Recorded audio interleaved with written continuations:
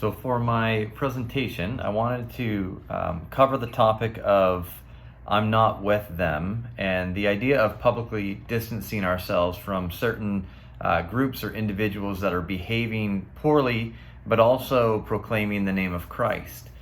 My target audience would be largely millennial, a little bit older, and I want to address some of the online platform of a healthy confrontation and an appropriate distancing from some groups and some behaviors that are acting counter to what the church should be acting like, and really have no remorse over the way that they're behaving. So whether it be matters of justice or even their approach and methodologies to how they're interacting with our culture. And the reason why I think this is an important topic is because there's so much online campaigning with people that are speaking divisively. You look at the American political situation, and obviously that's a crazy world where people, Christians specifically, are divided on so many topics, maybe more than ever. And the gap between the divide has really grown. So how do we confront poor behavior? How do we challenge poor behavior and address that? So the church seminar would be largely for Christian millennials or those who are actively engaged in online discussions. And the title is I'm Not With Them, and the idea of publicly distancing ourselves, but how to do so appropriately as to not end up becoming the fool in the confrontation. So the why is because, again, I think there's such division and a lack of clarity, and this online campaigning for our side of the argument. And what it's produced is just threads and threads of trolling each other, of unkind and unwise words. It's removed the ability to reflect because it's so responsive. And with the absence of reflection, what we end up with is instead of confronting foolishness, we enter into it and we engage in foolishness. So, but to not engage is also unhealthy. So when we see unhealthy behaviors and to not confront those or challenge those social behaviors of other Christians, specifically religious leaders or groups, doesn't help the world around us understand what we really believe. And sometimes, like in the book of Nehemiah, chapter 13, Nehemiah separates himself from his people because they have gone back to behaviors of injustice and rejecting the house of God and neglecting the house of God. So there is a time to publicly distance ourselves. But in the how we do that, that's what I wanted the seminar to largely focus on. And the first part of the how is personal reflection. So personal reflection in online discussions has largely been lost and has been reduced to just this immediate response, this guttural response. And at times that results in either name calling or poor behavior. And if we're really trying to separate ourselves from the behaviors of that other particular group to then engage in the same behaviors, it really is not a good reflection. Trevor Noah is someone that I watch from time to time, and he's an anti-Trump kind of guy. But what I've discovered about Trevor Noah is he's just turned into his own bitter version and is using some of the same tactics that Trump is using, just on the other side of the argument. So it's name calling, it's poor behavior. And so the idea of re-engaging a culture of reflection to look at what it is that we want to say. I'm asking about the impact of our words, how that not only impacts the person that we're challenging, especially we probably don't even know this person. I mean, I don't know Trump, and I don't know Kenneth Copeland and some of these other people that I want to distance myself from. But I do know people that are following them. So what is the impact of my words? What is my role and what is my purpose? Why am I doing this? Am I doing this because I believe this is a just cause? Am I doing this to vent? Understanding our own heart before we respond is key in knowing how to respond. So the first thing that I would look at in the seminar is personal reflection and reintroducing a span of time between hearing and observing a comment and responding to it. The second is who we confront. So that idea of Proverbs 9, there's two banquets. There's one Lady Wisdom, there's one, Lady Folly. And right in between those two banquets, there's this wonderful passage of how people receive confrontation. And how people receive confrontation determines which banquet they're going to. So if they receive it well, they get to stay in Lady Wisdom's banquet. If they receive it poorly, they're probably in Lady Folly's banquet. But understanding the reception will allow us to understand also who we're dealing with. Knowing who we're dealing with is so important, because if it's somebody that is going to respond to wisdom, then we're going to have a different tact. If it's somebody that's going to respond foolishly, we still need to have a wise tact, but we don't want to engage in that foolishness. So who we confront and understanding who we're confronting.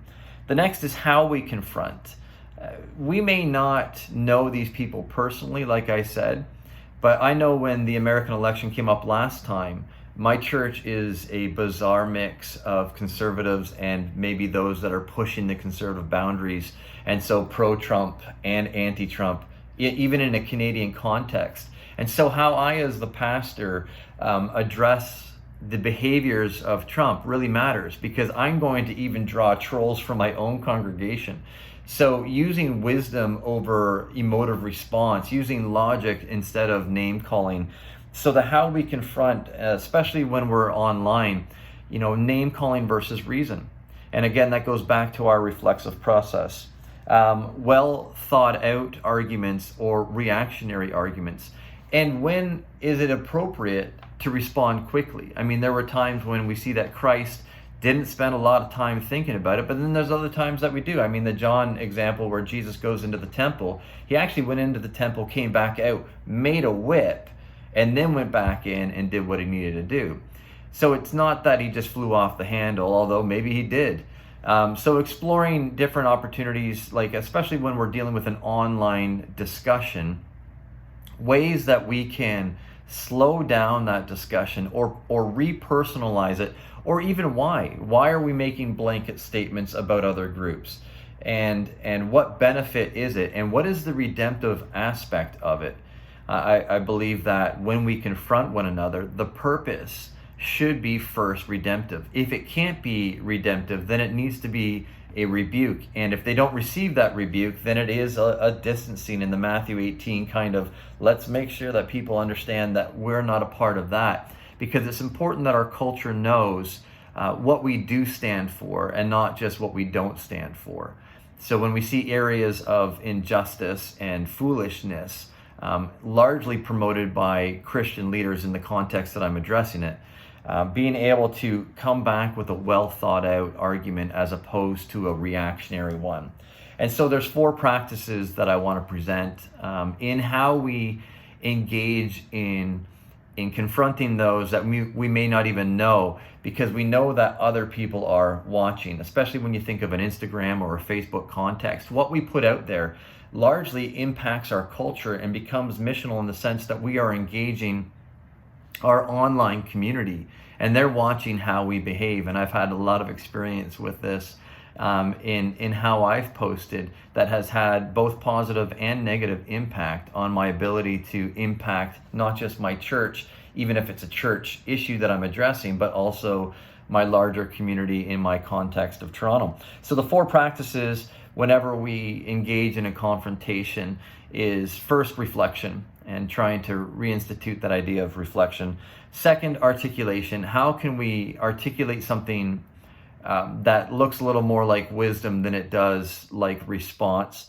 Third, invitation. Are we doing this because we just want to vent and clear the air and make sure that everybody knows that we're not part of that idiot group? And maybe we do, and maybe that's sometimes appropriate, but also an invitation for that particular group or people who think that particular way to perhaps even repent of those behaviors, to distance themselves from those behaviors. Are we doing it with a hope of redeeming someone, or are we doing it with a hope of demeaning someone? And there really is a big difference, even if they are acting foolishly. Is our purpose to try to bring them back into a right relationship with God, or just simply to let everybody know that we're not with that idiot. And maybe there's times when those are both appropriate.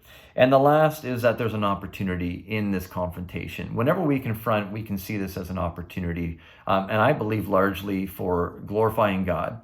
Because when we confront and there's a reception to it and people receive it, then we have something to thank God for, because we see a restored relationship. But it's also an opportunity for mission. One, again, if people see us reconciling and they know that we are from Christ because of our unity for one another and because of the way that we love one another, then that becomes missional. But it also becomes missional when we can align ourselves with certain cultural practices that are maybe leading the way where the church should have a larger voice, where we see issues of inequalities, injustice, and we wait for our government to respond, and then we kind of jump on the government coattails. And this is really an opportunity for us to be leading the way. And our voice is important in our culture. And I think that to re-engage in the issues, maybe in a way where we're behaving better, where our testimony isn't just about what we stand against, but how we stand against it. So using wisdom through reflection, through proper articulation, through an invitation to change behavior, and then seeing this as an opportunity for us to glorify God, both through redemptive confrontation, through reconciled relationships, and by the messaging that we're sending to our communities.